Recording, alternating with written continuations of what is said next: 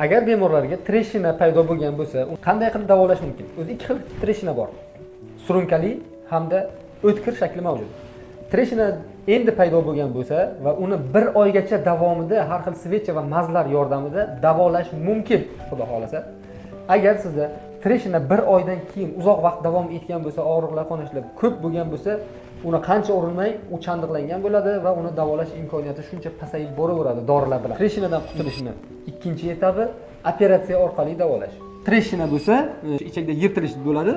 Mana bunda shu yirtilgan joyini chandiq bo'lganligi uchun bitmaydi-da. Mana shu qismni mana bunday qilib kesib olib, tikib qo'yish mumkin.